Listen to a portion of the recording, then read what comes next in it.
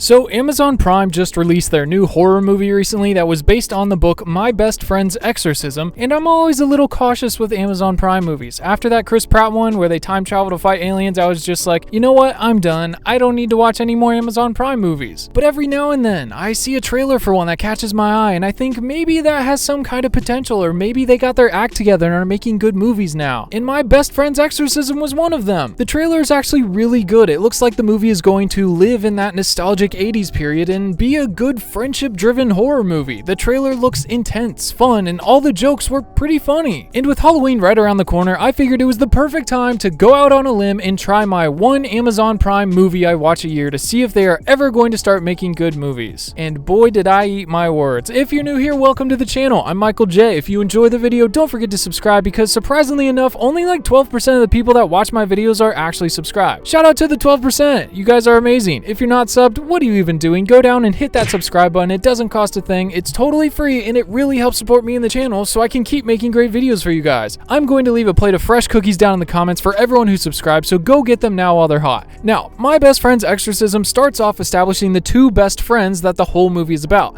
Abby and Gretchen. Their friendship is what the entire movie is about, especially in the end. You'll see what I'm talking about. This is actually one of the biggest things that made the book so good. It was a horror movie that actually had heart. But when you sit down and try to turn a 5 to 6 hour book into a less than 2 hour movie, you are obviously going to have to sacrifice something. And while they did sacrifice a few characters and moments, unfortunately, the biggest unintentional sacrifice was their friendship. The movie completely breezes over developing their friendship. Everything is established within the first 60 seconds through a series of quick cuts showing their friendship walls in their room while they take a best friend quiz over the phone. For real, you would think in a movie that is driven by their friendship, they would invest a little bit of time in character development and show them actually becoming and being friends, but nope, they just completely dropped the ball. Now, it's almost a given that most movies based on books will be rushed because, like I said, if you're trimming a 6 hour book into a sub 2 hour movie, you're obviously going to lose some stuff. Or it's going to be so fast paced that it's going to feel rushed, so I think it's really tricky to find the balance of including all the important stuff while not rushing through the 2 hours. And unfortunately, this movie just didn't do that, especially with the friendship bit. I mean, 8 minutes in, they've breezed over the main two characters' friendship, introduced two other characters, including a slow-mo walk through the halls, established that they're going to the lake house for the weekend, and then are at the lake house summoning a demon. This is actually in the first 7 minutes of the movie. This movie moves incredibly fast. Then there's this scene that I came across that was so nauseating, I had to look away from the screen. And not like you would think nauseating in a horror movie gross kind of way, it was bad camera work nauseating. They all sit down at this round table to summon a demon, and someone thought it would be a good idea to just walk around them for 3 minutes, filming the scene with multiple takes. So for 3 minutes, the camera is rotating and cutting back and forth as soon as a new character talks or someone puts their hand on the table.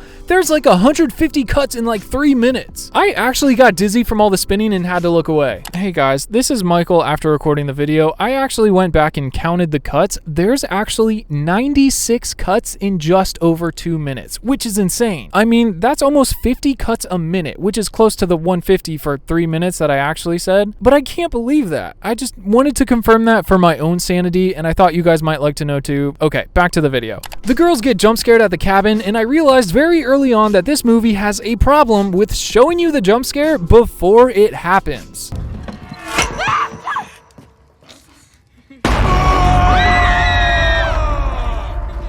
It almost makes you think you're watching the movie through Bluetooth headphones, where the audio is delayed by like a second or two, but it's not you, it's the actual movie. They cut to the jump scares a little early before the thing jumps out or before you can hear the scare, and it kind of takes the rug out from under a good majority of the scares in this movie. Abby and Gretchen eventually end up meandering over to the creepy abandoned house on the lake that they say a girl was sacrificed in, and they end up going inside and looking around. They end up walking to the end of the hallway and find a room completely trashed with what looks to be a pile of sticks in the corner that someone set there with a little glob of mud in the middle. They pull out their lighter because this is the darkest room in all of history, and oh my gosh, it is so bright. The entire room is lit up now and basically is daytime because of that tiny little lighter. Please, you would need to pull a whole bonfire out of your pocket to light up the room that much. But the little glob of mud opens up and it's an eyeball, and the girls go screaming and running. Well, Abby goes running, Gretchen trips literally before she makes it out of the room and gets lost in the house before tripping down the hallway, and I gotta say, this little bit here was actually pretty good.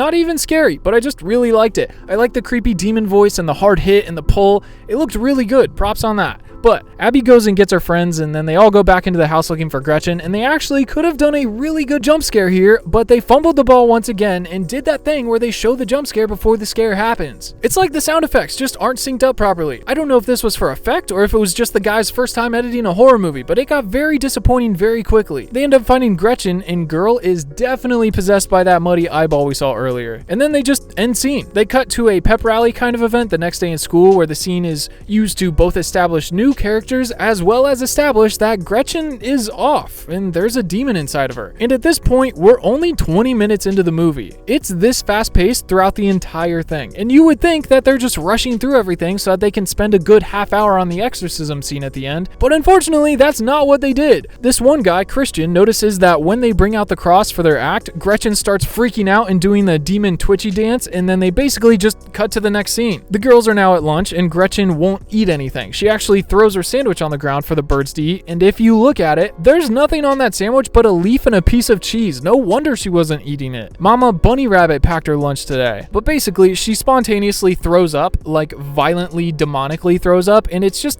kind of funny because she throws up on her friend's jerk boyfriend that nobody likes, and then at the end, he yells, "This is what cost!" This movie does have its funny moments, for sure. They are just very sprinkled throughout the whole movie. Well, at least the ones that land are. We then see Gretchen the next day in school where she says she feels something caressing the back of her neck, and she turns and freaks out on the jerk thinking it's him when obviously she's got a little demon friend. She asks to be excused from the classroom and actually gets denied a hall pass, so she walks up to the front of the room and just goes to the bathroom in the trash can. I am not making this up. As far as we can tell, this is not normal Gretchen behavior. This obviously means there's a demon inside of her, right? What else could this mean? I mean, maybe she just really had to go to the bathroom. Now, this next bit is crazy just because of how fast it is. I'm going to tell you a series of events and let you guess how many minutes all of these things take place over. Okay, so starting out in the classroom, Gretchen gets up, uses the trash can as her personal bathroom. Everybody freaks out. The teacher runs out of the room. We see Gretchen obviously not caring because it's the demon influencing her to go to the bathroom, I guess. Then we follow Abby as she gets up for school the next morning and drives by herself, which she normally picks up Gretchen, but not today. She also decides to have lunch by herself too. Gretchen obviously took a sick day. I mean, I would too. We see her go back to the class that she had the incident in yesterday and still no Gretchen. So after school, Abby gets in her car and drives to Gretchen's house where she finds her dad outside gardening and starts asking about Gretchen, seeing if she's okay, how she's doing. She makes it seem like she hasn't come to school for a while, for a couple days. Just no word from her, so she's worried about her enough to drive to her house and check. The dad says it's not a good time right now, that they need some family time, and then they conclude the conversation, and as Abby's driving away, Gretchen escapes from her house and runs out into the road, hops into Abby's car, and they drive away. Okay, so all of that happened. Can you guess how many minutes it took place? 5, 10, 15, 20? At least 4 days of school went by of Gretchen missing, plus the incident day, and then this day of her driving to her house and checking. Can you guess how many minutes it took for them to show you all of this? Are you ready for this? It took 60 seconds. It took 1 full minute for them to go over this much information, and while you're watching this movie, it just breezes right over you. You have no idea what just happened because it's moving so fast. I really hope this wasn't 5 chapters of the book squished into 60 seconds because that is crazy pacing. Gretchen tries to explain to Abby about the demon or entity that's haunting her, but the way she's explaining it is just so bad that Abby thinks that someone R-worded her and she's being abused. So Abby straight up goes to Gretchen's parents and tells them that she got R-worded, and they freak out on Abby because of the lake house trip and all the inappropriate things they did there. So then Abby tells the headmaster, the sister, and the reverend at the school, but they get mad at her because they think she's selling bad stuff to everyone. And then she goes to her friends and tries to tell them she thinks it was the jerk boyfriend, and they get mad at her, and then the jerk sucker punches her in the gut, and then Gretchen gets mad because Abby promised not to tell. There's this charity event at the school, and Gretchen signs Abby up for the dunk tank and basically lies to her and embarrasses her in front of the guy she was crushing on, and it's this huge dramatic scene. But after, when they run into the bathroom, we finally get to see that the demon is controlling her. She actually apologizes, and we can hear her ask Abby not to leave her alone in the bathroom while the demon is telling her that she's a loser and that everybody hates her. It's this double dialogue going on, and the demon is clearly trying to isolate Gretchen by pushing Abby and all of her other friends away. The demon, Andros, who they they overhype in this movie as the biggest and most powerful demon in hell takes over Gretchen one night, and she comes to school looking like a whole new girl with the whole new slow-mo walk and everything. From here on, Gretchen starts basically torturing her friends. She starts slipping flirty notes in one girl's locker and hinting that the other girlfriend likes her when she doesn't. She starts poisoning the other girl with diet shakes, in quotation marks, that just make her shrivel up, and then she's just manipulating them all, causing them pain. The one girl professes her love and gets shamed for it, and then to cheer her up, she gives her a nut brownie when she's allergic to nuts. She literally watches her almost die. It's the creepiest scene ever. That smile at the end, oh my gosh. Abby finds Gretchen's notebook that Andras has been drawing in and rushes in and saves her friend, and then goes to the other's house to talk to her about the poisoning, and she's literally on her deathbed at this point. She escalates so fast. She tries offering her some food, and it's just so revolting. Her stomach actually starts churning and something crawls up and out of her neck, and it just keeps on coming. It's this giant tapeworm, grotesque looking thing that Gretchen basically fed her. It's literally 5 feet long, and I kid you not, the funniest part is that the dog comes in and it grabs it and yanks it out of her and then just runs off like he got a new chew toy. That part shook me. I was taken off guard by that. So after saving all of her friends, Abby goes and finds Christian, the guy from the pep rally that notices the demon during the show, and convinces him to perform the exorcism on her friend. So they get together and go over to her house and put something in her drink to kidnap her, but she actually finds Abby in her house and almost kills her right before the drink conveniently kicks in and she hits the floor. Now, going into the exorcism, there's only about 20 minutes left for the movie to get through it and conclude everything. You could literally hold your breath. But they take Gretchen up to the lake house and tie her down, and the first bit is actually kind of comical because it's like Gretchen is still herself, just barely influenced by Andras. So they're trying to get a demon out of her, and she's just trying to get them to let her go and telling Abby how much trouble she's gonna be in, and it's kind of funny. I was able to relate to this in a really weird, messed up way, which is a long story for a different time, but this made me laugh a little more than it probably should have. Father who art in heaven. Hello, Abby! Is this some kind of joke?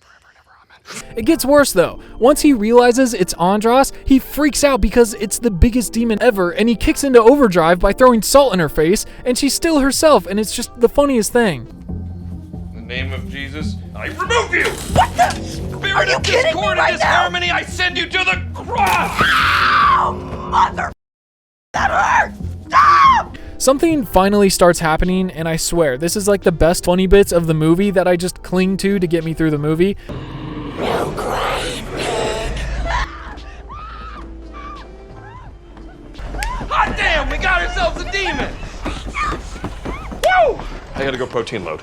They end up trying to waterboard her with some holy water, which was pretty funny, but Andras takes the form of Christian's dead mother at one point and guilts him into thinking it was his fault she suffered, and it looks crazy, but he literally packs up his stuff and just leaves Abby all alone mid-exorcism with her possessed best friend tied down. She ends up getting loose and they end up kind of fist fighting. There's a slight struggle, and then she runs off to the abandoned house that the one girl was sacrificed in. Abby follows her and she starts doing the exorcism her own way, trying to save her and bring her back with their friendship, basically. This is good and all, but as a non-reader of the book, you have no idea what any of these things she's saying are. You just have to assume that they're all good memories because the movie didn't have time to establish their friendship enough. We literally didn't see them do one fun thing together all movie long, besides school. And if you think this movie is out there, this is where it really takes a turn. Abby successfully does the exorcism, and with the power of E.T. and frozen yogurt on her side, Gretchen violently throws up everywhere and is herself once again. And then the throw up on the ground transforms into the demon. Yeah, someone thought it was a good idea to go off of the book and make the actual physical demon appear from her throw up, but it's not even the demon. It looks like a little angry Dobby from Harry Potter. Dobby? What are you doing here? Dobby's come to rescue Harry Potter, of course. For how much they built up this demon to be the most powerful, scary, whatever from hell, the physical version of him is a tiny little naked gremlin they have to fist fight. And after flinging the girls around, Abby grabs a drink and brings back the trusty lighter and just sets him on fire. It looks really crazy, but the whole scene comes out of nowhere and kind of just slaps you in the face aggressively. And then 2 minutes after they get the demon out, the movie ends.